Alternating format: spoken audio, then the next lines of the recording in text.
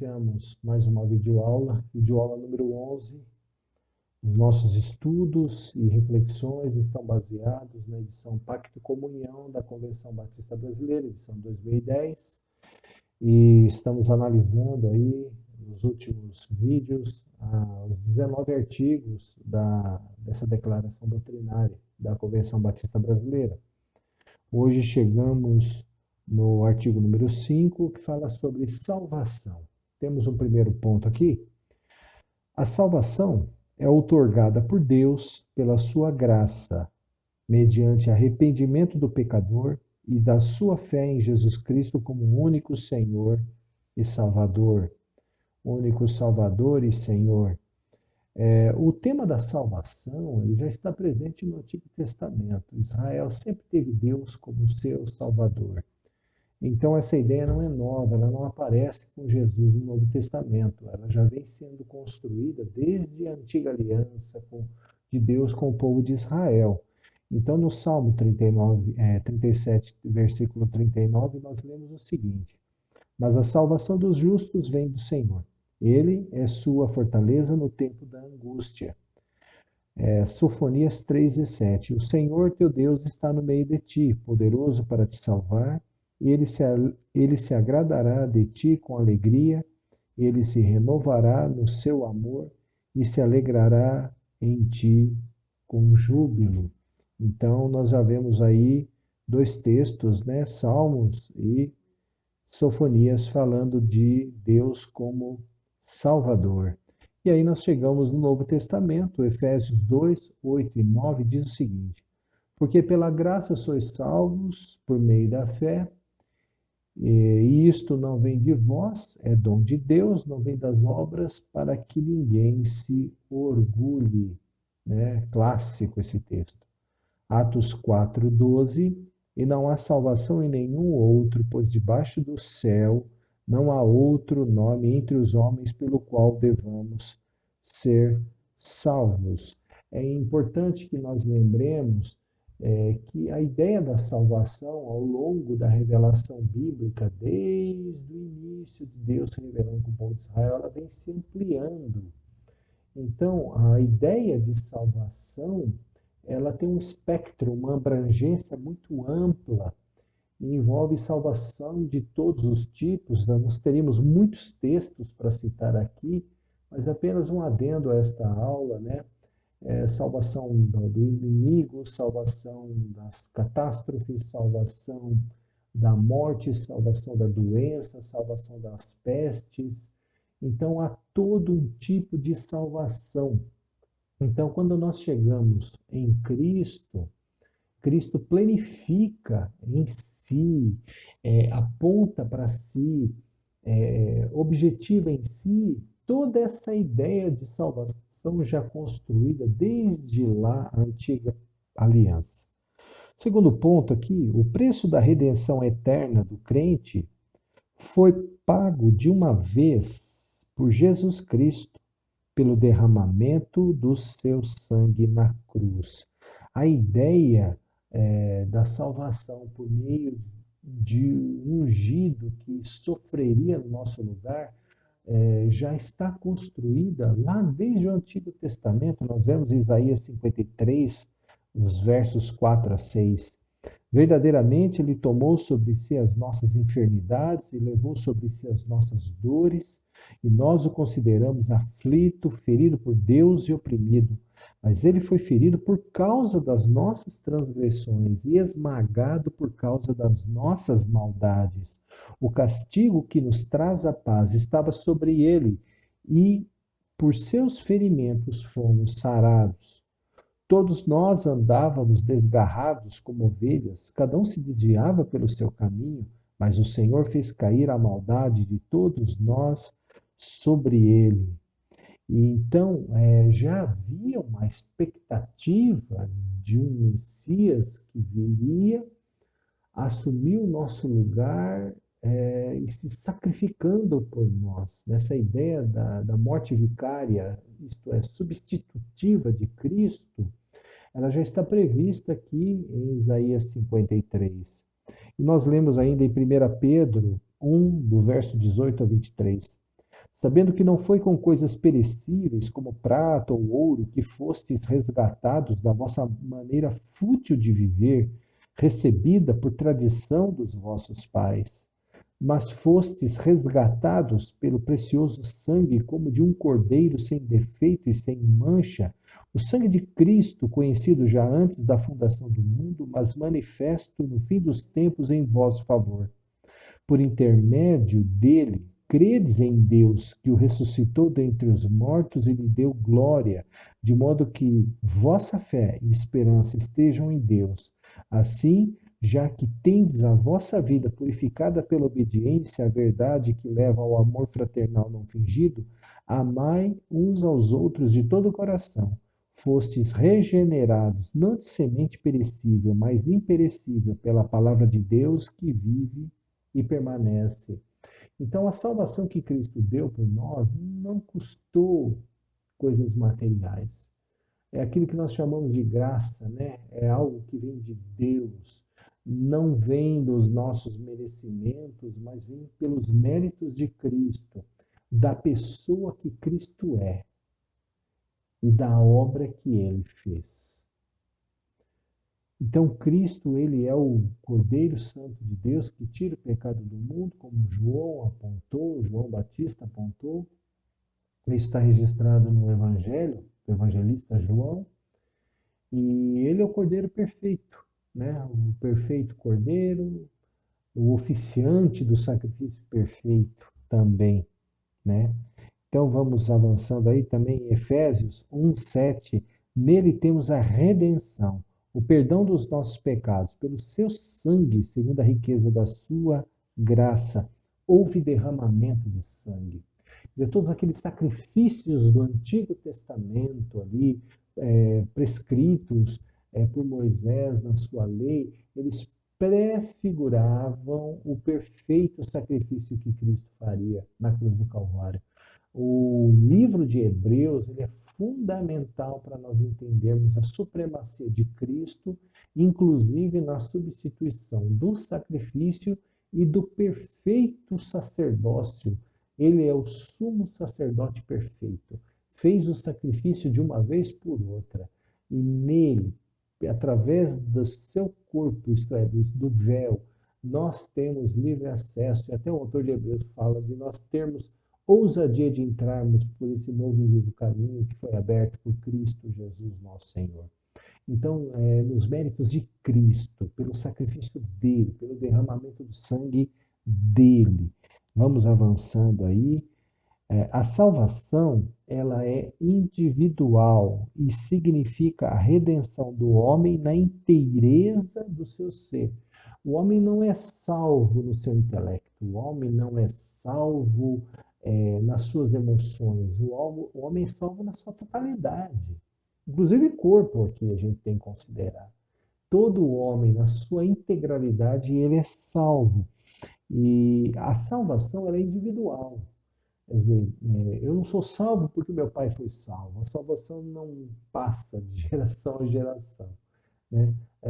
Cada pessoa dá conta da sua vida, dos seus pecados, de si mesmo a Deus. Temos alguns textos aí, Mateus 16:24. Então Jesus disse aos discípulos: se alguém quiser vir após mim, negue-se a si mesmo, tome a sua cruz e siga-me. A sua cruz. Quer dizer, eu não posso carregar a cruz dos meus pais, dos meus irmãos, dos meus amigos. Cada um carrega a sua cruz. Romanos 10:13. Porque todo aquele que invocar o nome do Senhor será salvo. Aquele. Então a salvação, ela é pessoal, ela é individual. E essa ideia, ela está presente desde o Antigo Testamento. Deus elegeu o povo de Israel, mas a salvação sempre foi pela graça e foi individual. Isso não houve mudança, mesmo porque essa é a maneira como Deus promove a salvação do homem.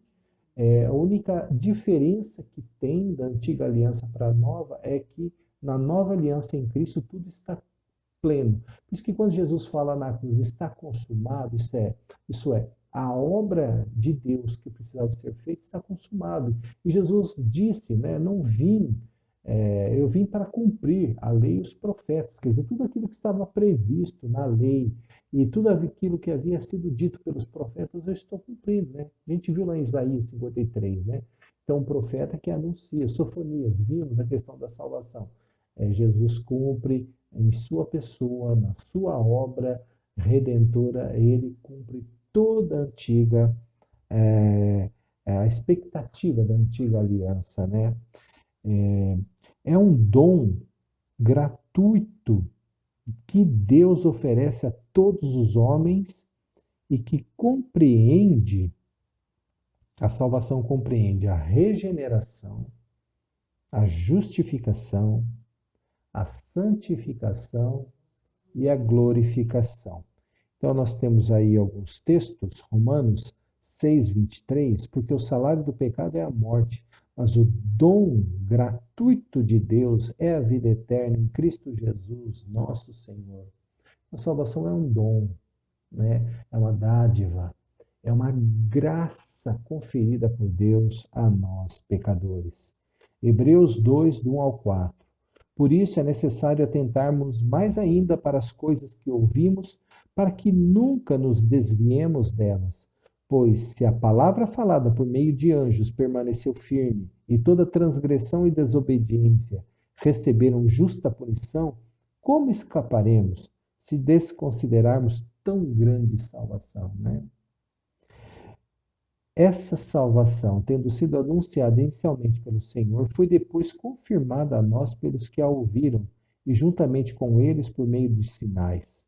Deus testemunhou feitos extraordinários, diversos milagres e dons do Espírito Santo distribuídos segundo a sua vontade. Ainda em 1 Coríntios 1:30, mas vós sois dele, em Cristo Jesus, o qual da parte de Deus se tornou para nós obediência, justiça, santificação e redenção.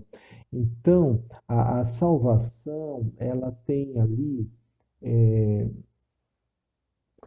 a gente poderia falar de fases, de etapas, né? Mas, assim, é, você tem a regeneração, a justificação, a santificação e a glorificação. Eu tenho dificuldade de colocar uma cronologia, uma ordem, né? Porque algumas coisas são concomitantes, elas acontecem simultaneamente, ao mesmo tempo, né? Então, nós vamos aí, a primeira delas, que é a regeneração. Vamos lá. Regeneração. É o ato inicial da salvação. Deus faz nascer de novo o pecador perdido, fazendo-o nova criatura em Cristo. Então, Deus nos regenera, isso é gerar de novo, regenerar, é gerar de novo. É como se a nossa vida, a gente sabe que não é zerada, mas em relação a Deus, ao distanciamento original que tínhamos de Deus, isso é zerado. Então começa uma nova vida. Por isso que o Evangelho são boas novas de salvação. Por isso que Jesus fala lá para Nicodemos, no capítulo 3 de João, importa que você nasça de novo. Por quê? Porque nós somos regenerados em Cristo para viver uma nova vida em relação a Deus. Antes vivíamos separados de Deus, né? A morte eterna, separados. Cristo vem e nos regenera e nos prepara para uma nova vida nele, em Cristo, para Deus, operada pelo Espírito Santo. Então nós vemos a Trindade, a Trindade de Deus envolvida, né? Uma nova vida para Deus em Cristo pelo poder do Espírito Santo.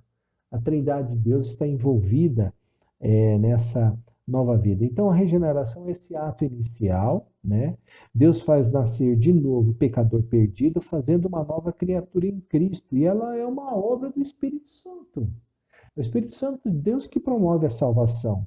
O pecador recebe o perdão dos seus pecados, ele é absolvido dos seus pecados, ele é justificado, né? Recebe a justificação, ele recebe a adoção de filho de Deus, mas a todos quantos o receberam, deles o poder, prerrogativa de serem chamados filhos de Deus, João, capítulo 1, verso 12, né? é concedida a vida eterna, significa que você passa a ser eterno, você tem a vida na eternidade com Deus. Só Deus é eterno, né? Vamos lembrar aí de conceitos passados que trabalhamos. Só há um ser eterno que é Deus. Não, os homens não são eternos, né? Eu já vi gente falando bobagem por aí, dizendo que nós somos eternos. Nós não somos eternos, né? Deus é um, nós somos outros, né? Nós somos criaturas, Deus é criador. É uma diferença ontológica, quer dizer, uma diferença do ser, da qualidade do ser. Então, obra do Espírito Santo também, o dom do Espírito Santo, que é a própria presença. Esse dom do Espírito, o Espírito é concedido a nós. Um dom, é uma graça que nós recebemos de Deus, né? Neste ato, o novo crente é batizado no Espírito Santo. Então, quando acontece o batismo do Espírito Santo? No momento da conversão. Nós somos selados com o Espírito Santo, estamos imersos no Espírito Santo. Recebemos o dom do Espírito Santo. O Espírito Santo passa a viver em nós, a viver conosco, a ser o nosso Paráclitos, o nosso Consolador, né? É por ele selado, né, pelo Espírito Santo, para o dia da redenção final. Né? Nós vemos isso lá em Efésios 4:30. Depois nós vamos ler esse texto aí. É liberto do castigo eterno dos seus pecados, quer dizer, a consequência dos nossos pecados, que era o castigo eterno, quer dizer, viver toda a eternidade separado de Deus, vivendo em tormento, isso é anulado na vida de quem é salvo por Deus. Então a salvação não é uma coisa assim para agora, ela começa agora e ela gera frutos para toda a eternidade. É muito interessante, né? Que Jesus fala isso para a samaritana, né? A fonte jorrar para a eternidade. Quer dizer, a vida que jorra daqui, ela está jorrando para a eternidade. E, na verdade, vem de lá, né? É interessante. Nós temos aí alguns textos, Deuteronômio 36. O Senhor teu Deus circuncidará o teu coração e o coração da tua descendência, a fim de que ames o Senhor teu Deus de todo o teu coração e com toda a alma, para que vivas. Ezequiel 36:26, também vos darei um coração novo. Olha, novidade de vida, já previsto lá na antiga aliança. Também vos darei um coração novo e porém um espírito novo dentro de vós. Tirarei de vós o coração de pedra e vos darei um coração de carne, quer dizer, uma vida sensível a Deus. Né? Um novo espírito, né, dentro de vocês, quer dizer, um novo ânimo, uma nova razão de viver. Por isso que nós somos novas criaturas. João 3:3-5, Jesus lhe respondeu, em verdade te digo, né, Jesus falando com Nicodemos, que ninguém pode ver o reino de Deus se não nascer de novo. Então lhe perguntou Nicodemos, como um homem velho pode nascer? Poderá entrar no ventre de sua mãe e nascer pela segunda vez? Jesus respondeu, em verdade te digo, que se alguém não nascer da água e do Espírito, não pode entrar no reino de Deus. 1 Pedro 1:3, bendito seja o Deus e Pai de nosso Senhor Jesus Cristo, que nos regenerou para uma viva esperança, segundo a sua grande misericórdia pela ressurreição de Jesus Cristo dentre os mortos. E o clássico, segundo aos Coríntios 5:17, né? Portanto, se alguém está em Cristo, é nova criação, as coisas velhas já passaram e surgiram coisas novas. Efésios 4, do 20 ao 24, olha que coisa linda. Mas vós não aprendestes assim de Cristo, se é que de fato ouviste. Nele fostes instruídos conforme a verdade que está em Jesus, a vos despir do velho homem, do vosso procedimento anterior, quer dizer, deixando as coisas para trás, que se corrompe pelos desejos maus e enganadores, e a vos renovar no espírito da vossa mente, e a vos revestir do novo homem, criado segundo Deus em verdadeira justiça e santidade. Então, uma novidade de vida, uma vida nova, se despir das coisas velhas, se revestir das coisas novas pelos méritos de Cristo. Agora, há duas condições para o pecador ser regenerado? Primeira coisa, precisa haver arrependimento. Eu preciso me arrepender desta vida pregressa, dessa vida de pecado, dessa vida de rebelião, de distanciamento, de morte eterna de Deus. Eu tenho que me arrepender disso, né? Me arrepender dos meus pecados. E tem que ter a fé, porque a fé vai me apontar para Cristo. A fé vai garantir no meu coração, na minha vida, que a obra que Cristo realizou é suficiente para mim, que Cristo é suficiente para mim, que essa graça de Cristo é suficiente para mim. De que eu não vou precisar ficar subindo escadaria, carregando cruz, me martirizando com autoflagelação, né, autocastigo, não, não, de maneira nenhuma, né? E aí, o que que é o arrependimento, né? O arrependimento implica a mudança radical do homem interior, por força do que ele se afasta do pecado e se volta para Deus. Então, o arrependimento significa o seguinte: eu estou dizendo não para o mundo, mas mundo, quando eu falo mundo aqui, eu estou falando da vida pecaminosa, mas eu também estou dizendo sim para Deus. A fé é a confiança e aceitação de Jesus Cristo como Salvador e a total entrega da personalidade a Ele por parte do pecador. Então eu entrego a minha vida para Cristo.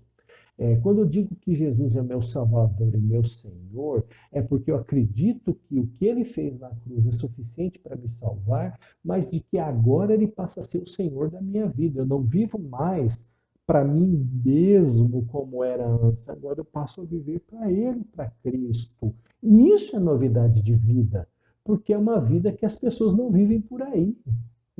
E a novidade de vida, porque a cada dia em Cristo, mais de Deus, mais com Deus eu me envolvo, mais de Deus eu aprendo, mais de Deus eu me alegro, me deleito. A vida cristã é coisa maravilhosa, a vida em Cristo é coisa maravilhosa. Temos aí alguns textos, Atos 2, 38. Pedro então lhes respondeu, né?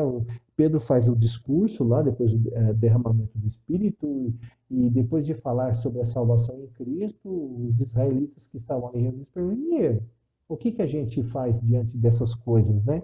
Pedro então lhes respondeu: arrependei-vos e cada um de vós seja batizado em nome de Jesus Cristo para o perdão dos vossos pecados e recebereis o dom do Espírito Santo. Quer dizer, quando nós aceitamos a Cristo, o dom do Espírito Santo, isso é, o Espírito Santo passa a viver conosco, a ser o nosso companheiro, nosso ajudador, nosso consolador.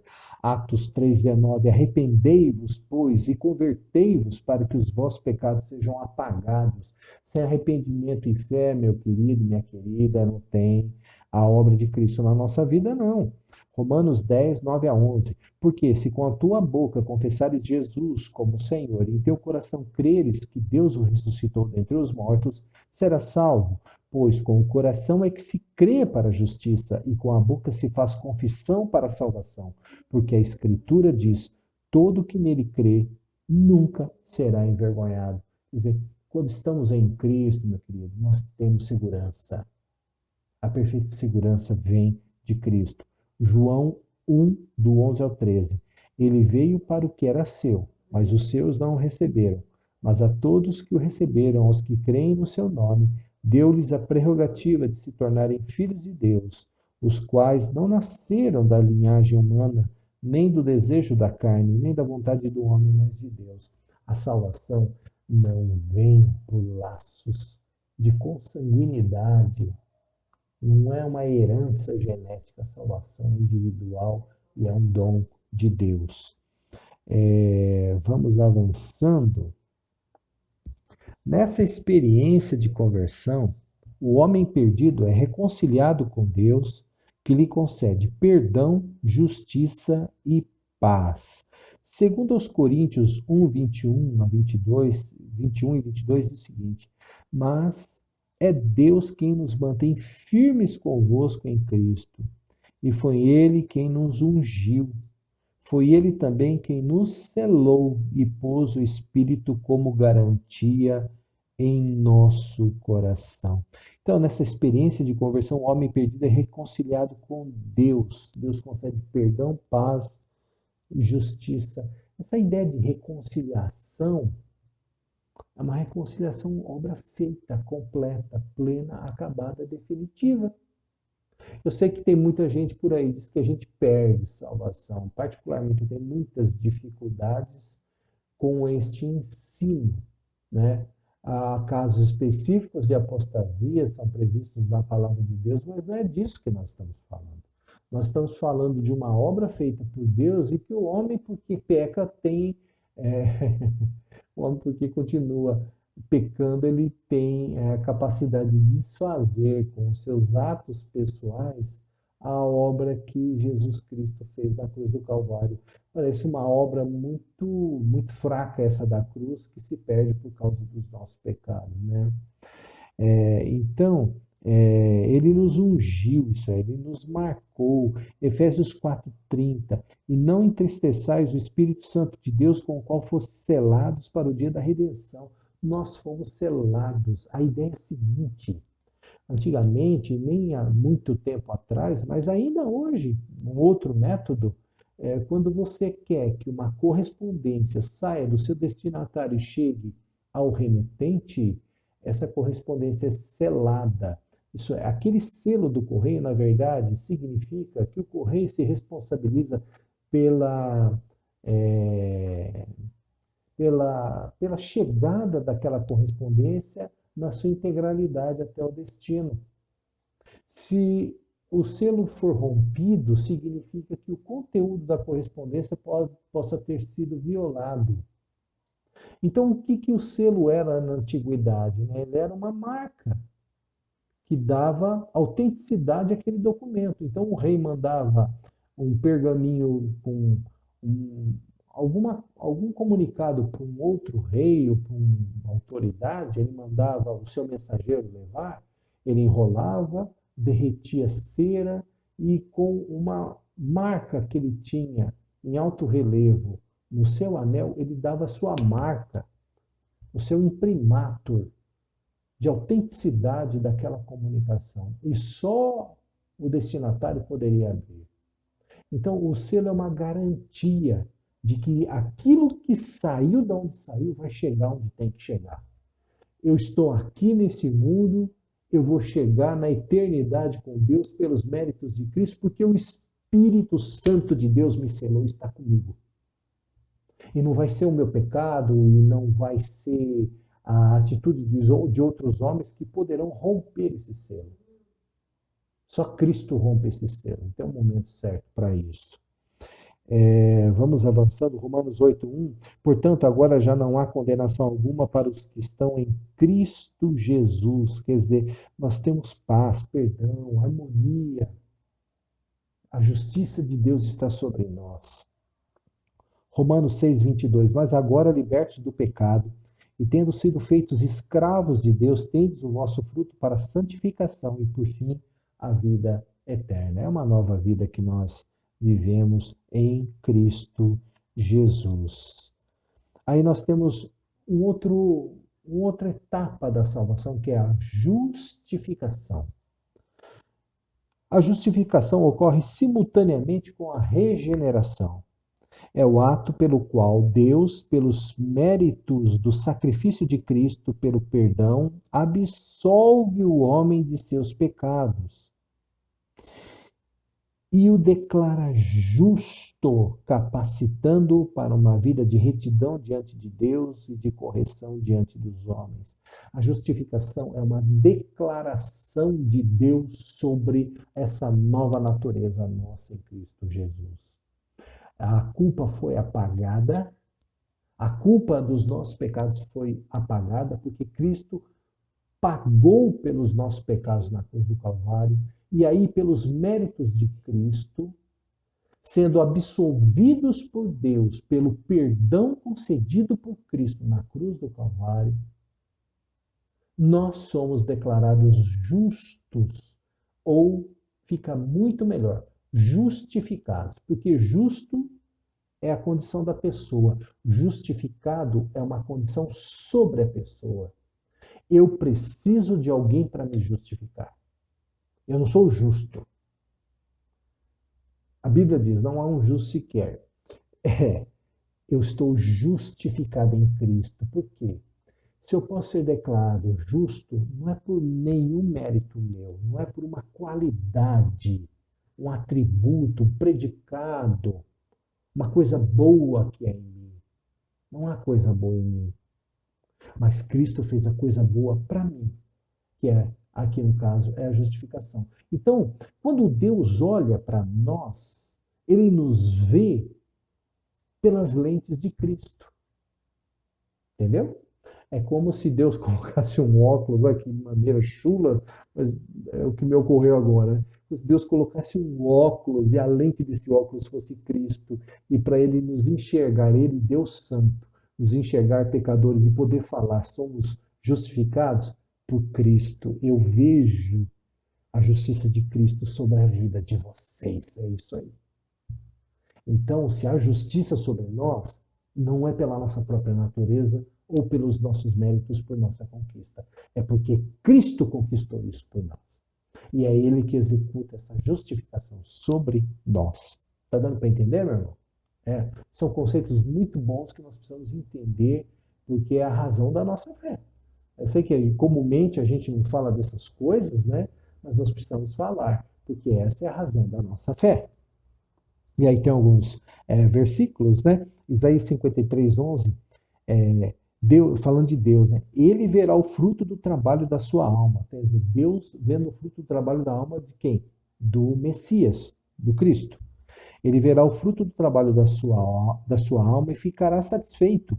Com o seu conhecimento, o meu servo justo justificará a muitos e levará sobre si as maldades deles. Quer dizer, essa ideia da justificação vem desde a antiga aliança. Não é coisa nova. Por quê? Porque ela já estava aguardando o que Cristo faria. Tudo apontava para Cristo. Lá na antiga aliança, tudo apontava para Cristo. Romanos 8,33.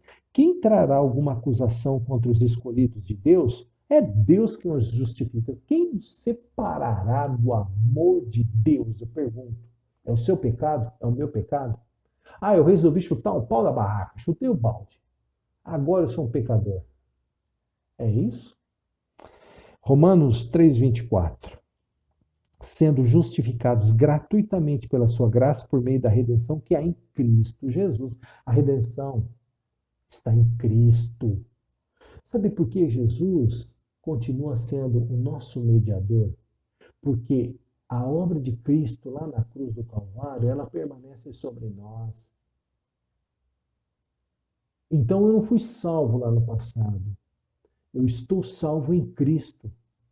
Eu preciso de Cristo. Cristo não é só um mediador, lá no passado fez uma obra. A obra está pronta, ela está acabada, mas ela se concretiza na minha vida. E ao longo da minha vida, eu preciso de Cristo. É Ele que intermedia a minha relação com o Pai. Ele é a ponte, Ele é o mediador. Né? Paulo trabalha isso lá em Timóteo.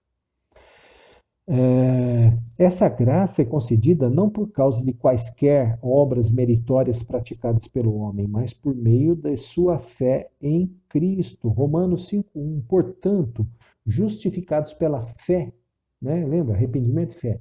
Justificados pela fé, temos paz com Deus por meio de nosso Senhor Jesus Cristo. Quer dizer, está apaziguado. 2 Coríntios 5,21. Daquele que não tinha pecado, Deus fez um sacrifício pelo pecado em nosso favor, para que nele fôssemos feitos justiça de Deus. Dependemos de Cristo. 1 Coríntios 1,30. Mas vós sois dele, em Cristo Jesus. E somos de Deus, em Cristo Jesus. Para nós sermos de Deus, nós precisamos estar em Cristo Jesus. O qual da parte de Deus se tornou para nós sabedoria, justiça, santificação e redenção.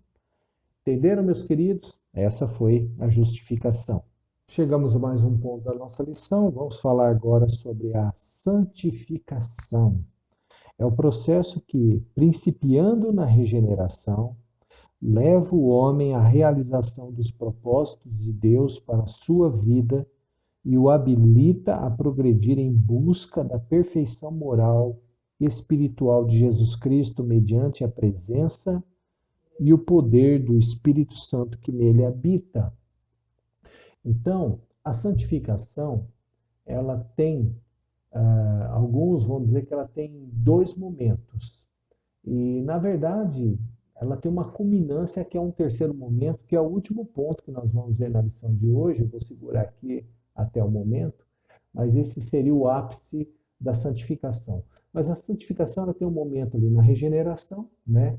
Então, naquele momento, nós nos tornamos santos em Cristo Jesus, isso é, fomos separados para Deus em Cristo Jesus. Então, ela é uma questão pontual, ela acontece em um determinado momento, mas também a partir desse momento se inicia o processo da santificação. Recebemos o dom do Espírito Santo, isto é, pela graça de Deus, o Espírito Santo passa a habitar em nós e é Ele quem vai operar em nós a santificação.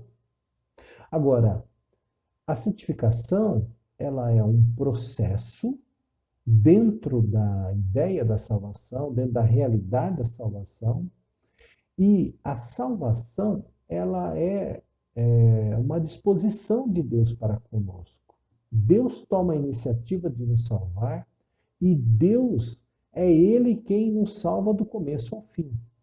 Mas aqui, especificamente na santificação, nós temos um nível de participação. Porque apesar do Espírito Santo nos santificar, realizar em nós a obra da santificação, nós devemos desejar a santificação. É interessante, Efésios 5,18 diz o seguinte, né? E não vos embriagueis com vinho no qual há devassidão, mas enchei-vos do Espírito. Quer dizer, Paulo fala para andarmos em Espírito. Então, nós precisamos ter uma disposição em querer cooperar com o Espírito Santo de Deus na nossa santificação. Olha, e não entristeçais o Espírito Santo de Deus com o qual fossem selados para o dia da redenção, Efésios 4,30, está falando o Espírito Santo se entristecer, por quê? Por que o Espírito Santo se entristeceria? Talvez fosse por causa da nossa atitude de não nos entregarmos à santificação. Então, a santificação, ela tem dois momentos, o inicial, no momento da regeneração, mas ela também é um processo. Ali, naquele momento, é obra de Deus, certamente é obra de Deus, obra do Espírito Santo de Deus, pelos méritos de Cristo. É um processo que o Espírito Santo de Deus trabalha na minha vida, no entanto, eu tenho que desejar, querer cooperar com o Espírito de Deus na santificação. E a santificação é isso mesmo. É a disposição interior e exterior minha cada vez maior na direção de Deus. E é interessante que a santificação vai produzir um fruto em mim que me faz parecido com Cristo. Cristo é o modelo. Né? Paulo diz, né, sede meus imitadores como eu sou de Cristo. Esse é um tipo de palavreado de quem vive dentro da santificação. Essa deve ser a nossa disposição. Temos alguns textos aí, João 17:17, santifica-os na verdade, a tua palavra é a verdade. 1 Tessalonicenses 4:3, a vontade de Deus para vós é esta, a vossa santificação. Por isso, afastai-vos da imoralidade sexual. 1 Tessalonicenses 5:23, e o próprio Deus de paz vos santifique, é Deus quem santifica, completamente, e o vosso espírito, alma e corpo sejam mantidos plenamente irrepreensíveis para a vinda do Senhor Jesus Cristo. 1 Tessalonicenses 4:7, porque Deus não nos chamou para a impureza, mas para a santificação. Né? É isso aí. Mais um ponto sobre a santificação. Ela ocorre na medida da dedicação do crente e se manifesta através de um caráter marcado pela presença e pelo fruto do Espírito, bem como uma vida de testemunho fiel e serviço consagrado a Deus e ao próximo. Jesus fala assim, né? Pelos frutos você conhece a árvore. Então nós temos um conhecimento de quem é a pessoa, por aquilo que está se operando na vida dela. Romanos 12, 1 e 2, né, uma ordem de Paulo. Portanto, irmãos, exorto-vos pelas compaixões de Deus que apresenteis o vosso corpo como sacrifício vivo, santo e agradável a Deus, que é o vosso culto racional. E não vos amoldeis ao esquema deste mundo, mas sede transformados pela renovação da vossa mente, para que experimenteis qual seja a boa, agradável e perfeita vontade de Deus. Segundo aos Coríntios 7:1, amados, visto que temos essas promessas, purifiquemo-nos de toda impureza do corpo e do espírito, aperfeiçoando a santidade no temor de Deus. Percebeu que há uma cooperação nossa? Que nós temos que cooperar com o Espírito na santificação? Segundo aos Coríntios 3,18, mas todos nós, com o rosto descoberto, refletindo como um espelho a glória do Senhor, somos transformados de glória em glória na mesma imagem que vem do Espírito do Senhor. A santificação é um processo de glória em glória, é uma semente que se planta, uma planta que brota, é uma árvore que se forma, são frutos que são produzidos e uma nova vida continua a partir desses frutos. Gálatas 5, 22, 25, não poderíamos partir sem tocar nesse texto. Mas o fruto do Espírito é amor, alegria, paz, paciência, benignidade, bondade, fidelidade, amabilidade e domínio próprio. Contra essas coisas não existe lei.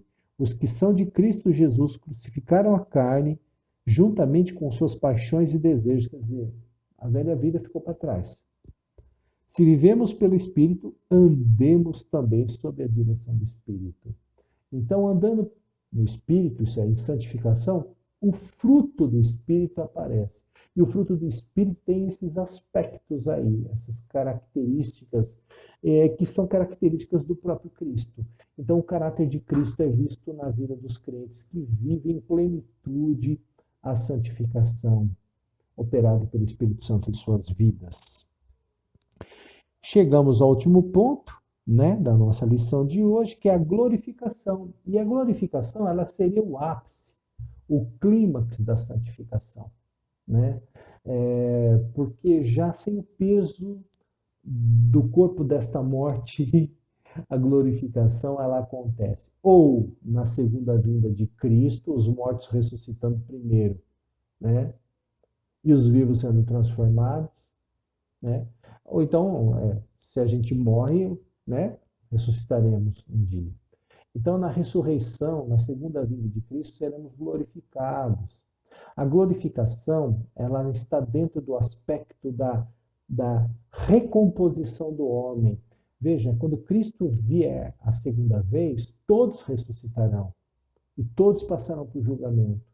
Uns serão condenados, os rebeldes, os que não estão em Cristo, mas os que estão em Cristo serão glorificados. A glorificação é essa ressurreição e essa vivência na glória eterna com o Cristo.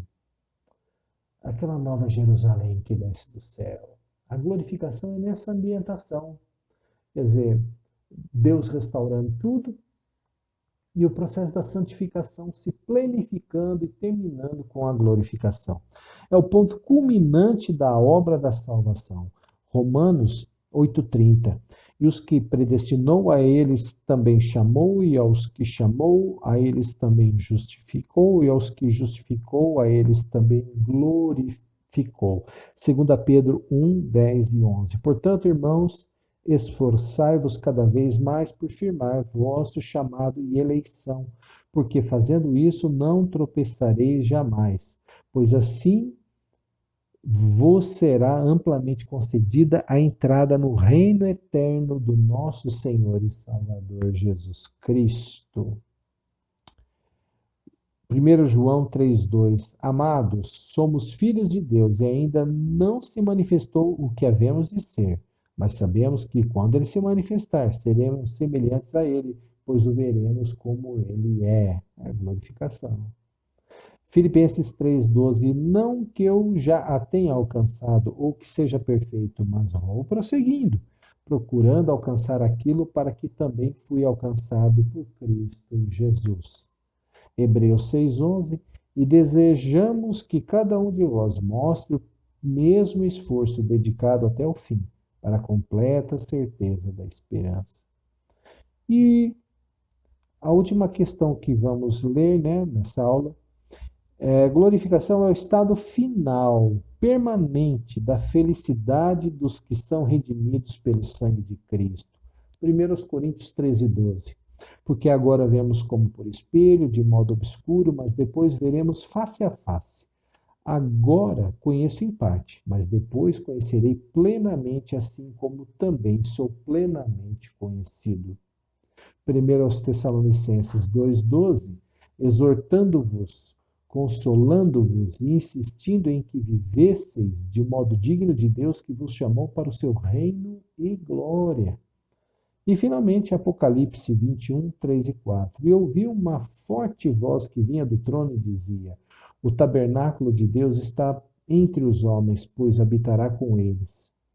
Eles serão seu povo, e Cristo estará conosco. Eles serão o seu povo e Deus mesmo estará com eles. Ele lhes enxugará dos olhos toda lágrima e não haverá mais morte, nem pranto, nem lamento, nem dor, porque as primeiras coisas já passaram. As coisas velhas passaram. E aqui a Nova Jerusalém já desceu. Estamos em gozo eterno com o Senhor. Que notícias boas, né? Para mim e para você.